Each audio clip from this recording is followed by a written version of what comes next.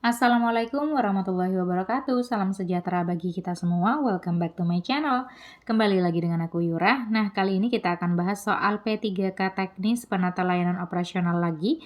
Jadi bagi teman-teman yang sedang membutuhkan soal-soalnya, silakan pantengin video dari aku. Jadi ada trik menjawab soal-soal teknis penata layanan operasional. Jadi bagaimana sih cara mendapatkan opsi yang terbaik dari yang baik, seperti itu. Nah, bagi teman-teman yang belum subscribe channel ini, silahkan di-subscribe terlebih dahulu agar tidak ketinggalan pembahasan soal yang berkenaan dengan tes P3K tahun 2026. Bagi teman-teman yang sudah subscribe channel aku mau ngucapin terima kasih banyak. Semoga nanti yang belajar dari channel aku bisa lulus dengan mudah ya teman-teman, diberi kelancaran, kemudahan. Jadi satu kali tes langsung lulus. Amin amin ya robbal alamin. Langsung aja kita bahas soal yang pertama. Dalam kondisi pelayanan padat, Anda dihadapkan pada pilihan antara menyelesaikan layanan dengan cepat atau memastikan ketelitian dokumen. Keputusan paling tepat yang mencerminkan profesionalitas ASN adalah A. Mengutamakan kecepatan agar seluruh pemohon terlayani. B. Mengutamakan ketelitian meskipun berdampak pada waktu layanan. C. Menunda layanan hingga kondisi lebih memungkinkan. D. Menyesuaikan kecepatan dan ketelitian sesuai situasi pemohon. E. Mengikuti kebiasaan kerja yang sudah berlangsung. Nah, kita harus langsung ya teman-teman. Jadi masalahnya sebenarnya di mana seperti itu. Jadi di sini dihadapkan pada dua pilihan, menyelesaikan layanan dengan cepat atau dengan teliti ya teman-teman. Padahal dua-duanya ini penting untuk dilakukan. Opsi yang A, mengutamakan kecepatan agar seluruh pemohon terlayani. Nah, di sini kita cepat-cepat melayani sebenarnya bagus ya teman-teman, tidak lambat seperti itu. Namun jika hanya mengutamakan kecepatan daripada ketelitian, ini bisa beresiko menimbulkan kesalahan administrasi. Jadi opsi yang A di sini masih kurang aman untuk dipilih. Jadi kita pilih opsi yang paling aman ya teman-teman. Opsi yang A kita eliminasi terlebih dahulu. Opsi yang B mengutamakan ketelitian meskipun berdampak pada waktu layanan. Nah, kalau yang A di sini mengutamakan kecepatan, kalau yang B mengutamakan ketelitian. Namun ada kata meskipun membuat opsinya tidak sempurna, teman-teman. Meskipun berdampak pada waktu layanan. Jadi waktu layanan itu juga penting. Jadi kita melayani pelanggan butuh kecepatan juga ya teman-teman. Jadi kalau misalnya terlalu lambat hanya untuk memastikan ketelitian itu juga kurang bijaksana seperti itu. Jadi opsi yang B di sini belum sempurna. Opsi yang C, menunda layanan. Nah, kita tidak perlu baca ke belakang kata kerjanya menggunakan kata menunda. Jadi menunda itu adalah maknanya negatif ya teman-teman, seperti itu. Langsung kita eliminasi. Opsi yang D, menyesuaikan kecepatan dan ketelitian sesuai situasi pemohon. Nah, di sini lebih aman untuk dipilih dibandingkan opsi A dan B ya teman-teman. Karena di sini profesionalitas ASN menuntut keseimbangan antara efektivitas layanan dan akuntabilitas. Jadi memang kecepatan penting agar layanan tidak menumpuk. Namun ketelitian dokumen tetap wajib dijaga untuk mencegah kesalahan administratif ya teman-teman. Jadi opsi yang di sini bisa mencakup keduanya, aman, tidak mengabaikan salah satunya seperti itu. Jadi opsi yang D aman untuk dipilih, opsi yang E mengikuti kebiasaan kerja yang sudah berlangsung. Nah, di sini pasif ya, teman-teman. Jadi kita tidak memberikan solusi, sebenarnya kita mau pilih yang mana atau apa yang akan kita lakukan seperti itu. Jadi di sini mengabaikan evaluasi profesional dan perbaikan kinerja. Kalau kita tetap mengikuti kebiasaan kerja yang sudah berlangsung, tidak ada inisiatif ya teman-teman. Opsi yang D jawabannya. Soal nomor 2, evaluasi pelayanan menunjukkan bahwa target kuantitatif tercapai, namun masih terdapat kesenjangan persepsi kualitas antara petugas dan juga masyarakat. Tindakan paling tepat yang dapat dilakukan adalah A. Mempertahankan pola layanan karena target telah terpenuhi. B. Meningkatkan sosialisasi prosedur kepada masyarakat. C. Melakukan perbaikan layanan berbasis umpan balik masyarakat.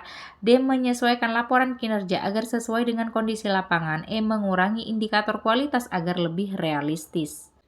Nah, sebenarnya di sini kan berdasarkan evaluasi, target kuantitatif sudah tercapai ya teman-teman, jadi kuantitatif. Namun, masih ada kesenjangan persepsi kualitasnya ya teman-teman, antara petugas dan masyarakat.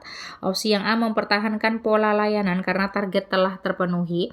Kalau kita tetap mempertahankan pola layanan, padahal kita tahu ada kesenjangan persepsi kualitas ya teman-teman. Kalau kuantitas tidak ada masalah karena sudah mencapai target, ini bisa dikatakan kita sudah mengabaikan aspek kualitas dan kepuasan publik. Jadi opsi yang A di sini kurang bijaksana untuk dilakukan. Opsi yang B meningkatkan sosialisasi prosedur kepada masyarakat. Nah, sosialisasi ini memang penting ya teman-teman. Tapi apakah ini sudah cukup jika masalah ada pada mutu layanan teman-teman? Jadi opsi yang B di sini kita keep terlebih dahulu. Opsi yang C melakukan perbaikan layanan berbasis umpan balik masyarakat. Nah, opsi yang C di sini lebih bagus daripada opsi yang B teman-teman. Jadi keberhasilan pelayanan publik tidak hanya diukur dari capaian kuantitatif, namun dari kepuasan masyarakat juga berdasarkan kualitas ya teman-teman sebagai pengguna layanan. Nah, adanya kesenjangan persepsi tadi menunjukkan bahwa standar internal belum sepenuhnya sejalan dengan harapan publik. Jadi tindakan yang paling profesional adalah menjadikan umpan balik masyarakat sebagai dasar perbaikan layanan, dievaluasi ya teman-teman, seperti itu. Minta umpan balik kepada masyarakat. Daripada opsi yang B, sosialisasi, lebih baik opsi yang C teman-teman. Opsi yang D, menyesuaikan laporan kinerja agar sesuai dengan kondisi lapangan. Seharusnya laporan kinerja itu harus objektif dan faktual ya teman-teman, seperti itu. Masalahnya kan ada pada kualitas layanan, bukan pada laporan. Jadi ini bisa melanggar prinsip akuntabilitas dan transparansi. Opsi yang D kurang sempurna. Opsi yang E mengurangi indikator kualitas agar lebih realistis. Nah, di sini kurang baik ya teman-teman, karena akan menurunkan standar kualitas seperti itu. Jadi yang terbaik di sini adalah opsi yang C. Soal nomor 3, dalam tim layanan Anda menemukan bahwa pembagian tugas tidak merata sehingga sebagian pegawai mengalami beban kerja berlebih. Tindakan paling strategis yang seharusnya dilakukan adalah A. Menyampaikan kondisi tersebut kepada pimpinan disertai data pendukung. B. Menyelesaikan tugas tambahan secara pribadi agar layanan tidak terganggu. C. Mengajak rekan kerja bertukar tugas secara informal. D. Menunggu evaluasi rutin yang dilakukan oleh atasan. E. Menjalankan tugas sesuai porsi awal tanpa terlibat lebih jauh. Nah, jadi masalahnya adalah temuan bahwa pembagian tugas tidak merata. Jadi ada beberapa pegawai mengalami beban kerja berlebih ya teman-teman. Jadi opsi yang A, menyampaikan kondisi tersebut kepada pimpinan disertai data pendukung. Nah, sejauh ini masuk akal saja dan juga aman untuk dipilih. Jadi jika masalahnya pembagian tugas yang tidak merata, berarti persoalan struktural dan juga manajerial ya teman-teman, sehingga penyelesaiannya harus dilakukan melalui jalur formal agar menghasilkan kebijakan yang adil dan berkelanjutan. Jadi caranya bagaimana? Menyampaikan kepada pimpinan, tentu dengan data pendukung, jadi beban kerja, volume layanan, dan waktu penyelesaian. Jadi ini menunjukkan sikap profesional, objektif, dan juga solutif ya teman-teman. Sejauh ini aman untuk dipilih sebenarnya opsi yang A. Kita lihat opsi yang B, menyelesaikan tugas tambahan secara pribadi agar layanan tidak terganggu. Nah, walaupun ini tampak bagus ya teman-teman, namun kalau menyelesaikan sendiri hanya solusi jangka pendek. Karena kita tidak akan kuat ke depannya ya teman-teman. Walaupun kita di sini berkorban, tampaknya baik, namun itu tidak benar untuk dilakukan. Jadi opsi yang B salah. Opsi yang C, mengajak rekan kerja bertukar tugas secara informal. Nah, ini inisiatifnya baik sebenarnya, tetapi informal dan tidak menjamin keadilan serta keberlanjutan ya teman-teman. Opsi yang D, menunggu evaluasi rutin. Nah, menunggu saja di sini kata kerjanya negatif, jadi pasif ya teman-teman, kurang aktif seperti itu, tidak ada inisiatif.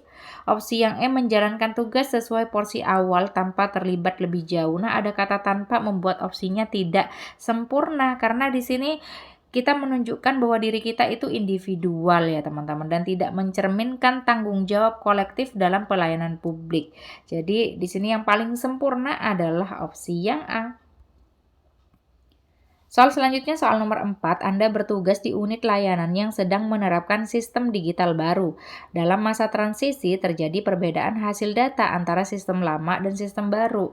Jika layanan tetap harus berjalan, keputusan paling profesional yang harus diambil adalah A. Melanjutkan pelayanan dengan mengacu pada sistem yang paling siap operasional sambil memantau konsistensi data. B. Mengoptimalkan pemanfaatan sistem baru sebagai bagian dari adaptasi layanan meskipun masih diperlukan penyempurnaan. C. Mempertahankan penggunaan sistem lama untuk menjaga stabilitas layanan hingga proses transisi selesai. D. Melakukan validasi silang pada data yang berdampak langsung pada layanan serta menyampaikan laporan resmi secara berjenjang. E. Mengkoordinasikan keputusan penggunaan sistem kepada pimpinan agar kebijakan layanan bersifat terpusat. Nah, intinya di sini ya teman-teman, jadi ada perbedaan hasil data antara sistem lama dan sistem baru. Namun kita harus ingat layanan itu harus tetap berjalan seperti itu. Jadi akan ada kepuasan publik nantinya. Tidak berhenti di situ, layanan harus tetap berjalan.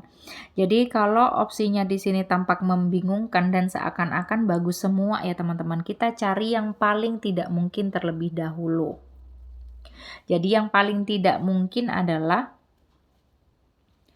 opsi yang B, karena ada kata meskipun, ada kata tanpa, meskipun itu membuat opsinya kurang sempurna. Jadi opsi yang B, mengoptimalkan pemanfaatan sistem baru sebagai bagian dari adaptasi layanan meskipun masih diperlukan penyempurnaan. Ini kan seakan-akan terlalu memaksakan sistem baru walaupun sistem baru itu masih belum rapi ya teman-teman. Jadi opsi yang B ini pasti tidak mungkin menjadi jawabannya.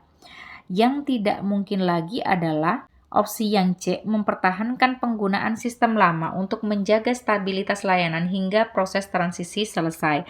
Nah, ini juga tidak mungkin karena kata mempertahankan ini kurang bijaksana untuk dipakai. Kita harus bisa beradaptasi ya teman-teman. Ada sistem digital baru, kita harus segera beradaptasi. Kalau kita mempertahankan penggunaan sistem yang lama, itu menandakan bahwa kita tidak mampu beradaptasi dengan sistem baru ya teman-teman, seperti itu. Jadi di sini pemilihan kata kerjanya itu negatif dan tidak aman untuk dipilih. Jadi opsi C di sini juga kurang sempurna. Lalu yang tidak mungkin juga opsi yang E, mengkoordinasikan keputusan penggunaan sistem kepada pimpinan agar kebijakan layanan bersifat terpusat. Nah, di sini kan hanya koordinasi saja, tidak ada solusi ya teman-teman, kita mau bagaimana seperti itu. Ini tidak langsung menyelesaikan masalah data, jadi hanya koordinasi saja. Nah, di sini tinggal A dan D. Kita bandingkan mana yang terbaik ya, teman-teman. Opsi yang A, melanjutkan pelayanan dengan mengacu pada sistem yang paling siap operasional sambil memantau konsistensi data. Nah, berarti kan ini tidak menunjukkan kita mau pilih yang baru atau mau pakai yang lama. Jadi yang paling siap saja. Nah, kita bandingkan dengan opsi yang D. Opsi yang D, melakukan validasi silang pada data yang berdampak langsung pada layanan serta menyampaikan laporan resmi secara berjenjang. Kita kembali lagi ke masalah tadi ya teman-teman, karena sistem yang lama dan sistem yang baru menunjukkan data yang berbeda. Jadi yang paling penting adalah layanan tetap berjalan dan data yang dipakai benar dan bisa dipertanggungjawabkan. Nah, dengan melakukan validasi silang teman-teman, jadi petugas akan mengecek dan membandingkan data dari kedua sistem agar tidak salah melayani masyarakat. Jadi akan mengecek data sistem baru dan juga menggunakan sistem yang lama seperti itu. Jadi sama-sama dipakai, validasi silang. Lalu juga dengan melapor secara berjenjang. Ini bagus sekali karena masalah tidak ditutup-tutupi dan pimpinan tahu kondisi sebenarnya. Ketika kita bandingkan opsi yang D di sini lebih unggul dibandingkan opsi yang A, teman-teman.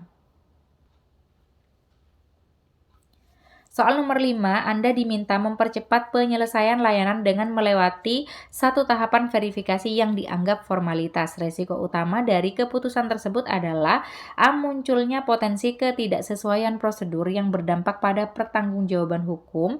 B. Meningkatnya tekanan kerja petugas akibat penyesuaian alur pelayanan. C. Berkurangnya tingkat kepercayaan internal terhadap konsistensi pengambilan keputusan layanan. D. Terjadinya ketidakseragaman persepsi pemohon dengan kualitas layanan. E. Menurunnya kualitas koordinasi antar petugas dalam pelaksanaan layanan.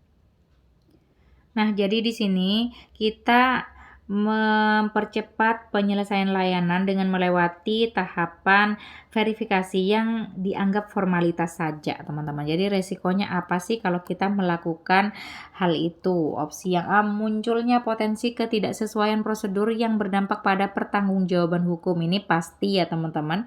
Jadi tahapan verifikasi bukan sekedar formalitas, tapi fungsinya adalah memastikan data benar, mencegah kesalahan, dan melindungi petugas secara hukum seperti itu.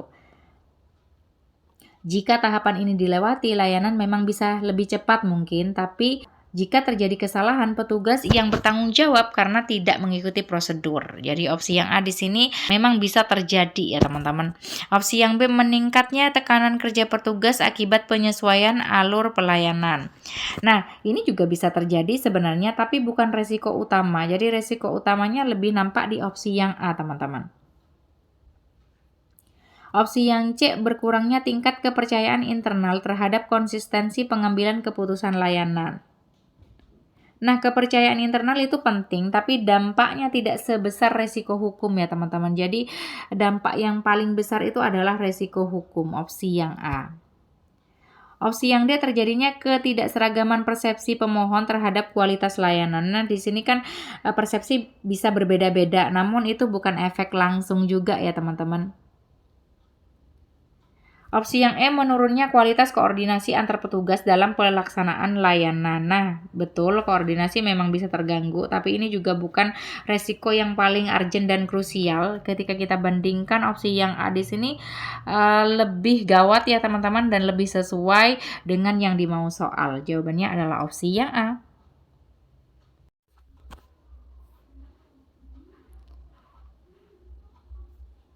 Nah, teman-teman yang bertanya bagaimana bisa mendapatkan ebook dari aku, jadi silakan bisa menuju Instagram pribadi aku. Di situ ada nomor ya, teman-teman. Hanya menghubungi nomor yang tertera di situ, dihandle oleh admin ya, teman-teman. Silakan dihubungi. Nah, sampai di situ semoga bermanfaat. Silakan teman-teman bisa berkomentar di kolom komentar membutuhkan pembahasan soal apa. Terima kasih sudah menonton. Jangan lupa di like, comment, and subscribe. Wassalamualaikum warahmatullahi wabarakatuh.